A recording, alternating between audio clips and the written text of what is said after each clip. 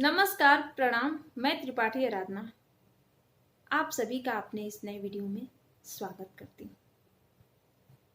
आज मैं आप सबके समक्ष जो प्रस्तुत करने वाली हूँ वो हृदय के बेहद करीब मेरी एक याद है, मेरी मामी से जुड़ी हुई याद, मेरी बड़ी मामी से, जो कि अब इस दुनिया में नहीं है। लगभग आज से लगभग 3 साल पहले वो ईश्वर को प्रिय हो गई थी और मुझे वो, जैसे कहते हैं कि माँ का प्यार, तो माँ से कम प्यार वो मुझे नहीं करती थी। तभी तो आज तक जब भी उनका जिक्र हो तो कोई ऐसा दिन नहीं होता है, कोई ऐसी याद नहीं होती है कि जिसमें आंखें नम ना हो जाए। और इसी वजह से खुद को बहुत भाग्यशाली मानती हूँ कि माँ का प्यार तो हर किसी को मिलता है। माँ तो हमारी हमें बेहद प्यार करती है, लेकिन मामी का प्यार पाना बहुत सौभाग्य की बात है। और मैं उस बहुत सौभाग्यशाली हूँ मैं कि मुझे मामा मामी से अत्यधिक स्नेह मिलता है। तो एक बार आप लोग ये 4 शब्द जरूर सुनिएगा। और ये मैं किसी को सुनाने के लिए नहीं, विशेषकर मैं यादों के रूप में अपने इस वीडियो में सहेज रही हूँ, ताकि जब भी इन शब्दों से भी, ये शब्द उसी समय मेरे हृदय से निकले थे जिस समय मामी का डेथ हुआ था। उसके कुछ दिन बाद ही मैंने ये लिखा था। लिखने को तो बहुत कुछ ऐसा होता है कि जब हमारे सामने या तो कुछ बहुत बुरा हो तो हम नहीं कुछ गढ़ पाते हैं, या कुछ बहुत बेहतर हो उसके लिए हमारे पास शब्द नहीं होते हैं। तो कहीं ना कहीं मेरी स्थिति भी वही थी। मेरे पास ऐसे कोई शब्द नहीं थे जिससे मैं मेरी मामी को आंक सकूं, उनके लिए कुछ लिख सकूं। लेकिन फिर भी लंबे समय बाद कहीं न कहीं मेरे हृदय से कुछ शब्द यूं ही निकल गए थे, जो कि बस ऐसे ही निकल गए से किसी कविता में या कुछ किसी माध्यम से मैंने इसको सहेज के नहीं रखा था, फेसबुक पे साझा कर दिया था। लेकिन अब जब थोड़ा सा सब कुछ नॉर्मल हो गया तो ये 4 शब्द ही किसी कविता से कम नहीं लगे। ये बहुत अपने से लगे। ऐसा लगता है कि कहीं ना कहीं इसमें उनका छुअन है, कहीं ना कहीं इसमें उनकी स्नेह भरी यादें हैं, जिन्हें समेटना मेरे लिए सौभाग्य की बात है। इससे जुड़ाव इतना अधिक है कि अगर कोई कविता हो उसे बेशक मैं इतना अधिक जुड़ाव नहीं रखती हूँ।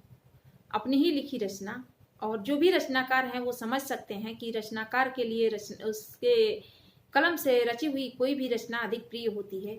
लेकिन मेरे लिए मेरी कलम से निकले ये 4 शब्द बेहद प्रिय हैं। इसे मैं यहाँ साझा बहुत दिन से सोच रही थी साझा करूंगी, लेकिन किसी को ये नहीं कहूंगी आज कि मेरा वीडियो देखिए या इस याद को आप सुनिए, क्योंकि इसे मैं अपने लिए यहाँ साझा कर रही हूँ और हमेशा इसे सहेज कर रखने के लिए यहाँ साझा कर रही हूँ। ये भली भांति मैं जानती हूँ कि उन तक मेरी आवाज नहीं जाएगी, फिर भी कहीं ना कहीं ये नादानी कर रही हूँ, ये गुस्ताखी कर रही हूँ कि मैं ये शब्द यहाँ सहेज रही हूँ। मेरे मन में कहीं ना कहीं एक उम्मीद है कि अगर ईश्वर सुनता है, अगर जो ईश्वर के पास, ईश्वर के प्रिय इंसान पहुंचते हैं, अगर उन तक आवाज जाती हो तो मेरी मामी मेरी आवाज जरूर सुनेंगी। शायद पूर्व जन्म में मेरी जननी रही होंगी आप, शायद पूर्व जन्म में मेरी जननी रही होंगी आप, तभी तो इस जन्म में भी अंतिम सांस तक रखती रही मेरा नाम। विस्तार से मैं कुछ भी नहीं बता सकती हूँ, क्योंकि ये वास्तविकता है। मेरी शादी के 3 महीना पहले ही मेरी मामी खत्म हो गई और मेरी शादी को लेके उनके पास बहुत सारी मतलब वो एक तैयारी थी। मेरे शादी को लेके बहुत ज्यादा वो उत्साहित थी, मुझे बेहद प्यार करती थी। तो इस वजह से उन्हें कहीं ना कहीं, और हमारे यहाँ हमारे क्षेत्र में थोड़ा सा इन सब चीज़ों का ज़्यादा रहता है, उन्हें ये था कि हमारी भगनी का पैर पूजना। हमारे यहाँ शादी में आपके यहाँ अगर जो हमारे यूपी बिहार से होंगे वो लोग समझते होंगे कि हमारे यहाँ कन्यादान के बाद लड़की का पाँव पखारा जाता है। तो उनको उनके मन में एक ख्वाब लंबे समय से था, क्योंकि मैं ही इकलौती उनकी भांजी थी, कि मुझे गोल्डी का पाँव पखारना है। कहीं ना कहीं ये चीजें देखिए बताने वाली नहीं है, लेकिन मैं इसे यादों के रूप में सहेज रही हूँ। तो मुझे ऐसा लगा कि इन सब चीजों को, ताकि मैं भविष्य में, ये तो इस जन्म में तो भूल पाना नामुमकिन है, लेकिन फिर भी कभी यादों के रूप में अगर उन्हें महसूस करूं तो इन शब्दों को सुन सकती हूँ।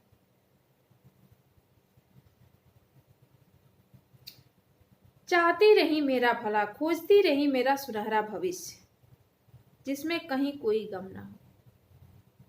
जिस समय वो उनकी हालत खराब थी, तबीयत खराब थी, वो एडमिट थी, जिस हॉस्पिटल में एडमिट थी, उनसे कोई मिलने जाता था तो भी कहीं ना कहीं वो मेरा नाम एक बार, जो मुझसे जुड़े हुए लोग जो भी जाते थे उनसे एक बार मेरा जिक्र करती थी। कहीं ना कहीं वो मन से मुझसे भी बात हो तो ये चीज जरूर करती थी, पता नहीं रहूंगी कि नहीं तुम्हारी शादी तक, और नहीं रही। चारों तरफ सिर्फ खुशियां ही खुशियां हो। वो मेरे लिए ऐसा चाहती थी कि मेरे जीवन में कहीं कोई गम ना हो। माता पिता तो सबके चाहते हैं, मेरे भी माता पिता मेरे लिए ये ख्वाब रखते होंगे और रखते हैं कि मेरी बेटी के जीवन में कोई दुख ना हो। और ये किसी एक विशेष के लिए नहीं, हर माता पिता ऐसा सोचते हैं कि हमारे बच्चों के जीवन में कोई गम ना हो। लेकिन अगर कोई दूसरा तीसरा आपके लिए ऐसा सोचता है तो ये बहुत विशेष होता है। मेरे प्रति आपका फिक्र, मेरे लिए आपका जिक्र हर बार मुझे ये एहसास कराता है कि ना आपकी नजर में कोई मेरे जैसा था और ना ही मेरी नजर में कोई आपके जैसा है। तो ये सच बात है। मैं ननिहाल पक्ष से बहुत अधिक लाड प्यार पाती हूँ, अभी भी मुझे बहुत ज़्यादा स्नेह मिलता है। और हर कोई, जितने भी मामियाँ हैं, चाहे मामी भाभी जो भी लोग हैं, सबसे पूरे परिवार से स्नेह मिलता है। लेकिन फिर भी पता नहीं क्यों मैं उनकी जगह किसी को नहीं दे पाती हूँ, क्योंकि उनका स्थान विशेष है मेरे हृदय में। वो स्थान हमेशा रिक्त रहेगा। आगे सुनिए। बेशक जरूर कुछ औपचारिक तौर पर अधूरा रह गया इस जन्म में भी, पवित्र हृदय के प्रत्येक पटल पर अमिट हस्ताक्षर बनकर। तो ये कुछ सपने, वो अपने घर परिवार को लेकर कुछ सपने थे उनके मन में। ये सिर्फ 4 शब्द तो मैं, मुझसे जुड़े 4 शब्द सुना रही हूँ आप सबको, इस वीडियो में साझा कर रही हूँ। नहीं तो उनकी अगर स्टोरी सुनाने लगे तो बहुत समय निकल जाएगा, लेकिन उनकी कहानी खत्म नहीं होगी। इस जन्म में भी पवित्र हृदय के प्रत्येक पटल पर अमिट हस्ताक्षर बनकर। जो काश आपके नए जन्म में पूर्ण हो जाता मेरी मनोकामना बनकर। जो आपके नए जन्म में पूर्ण हो जाता मेरी मनोकामना बनकर। कभी कभी खूब सोचती हूँ आपको, मन भर याद करती हूँ। कभी कभी खूब सोचती हूँ आपको, मन भर याद करती हूँ। उन स्मृतियों में जो दे गई हैं मुझे सौगात के रूप में। तो ये यादें ऐसी हैं कि आज भी जब मैं उनको याद करती हूँ, कभी भी किसी भी दिन किसी के सामने भी, तो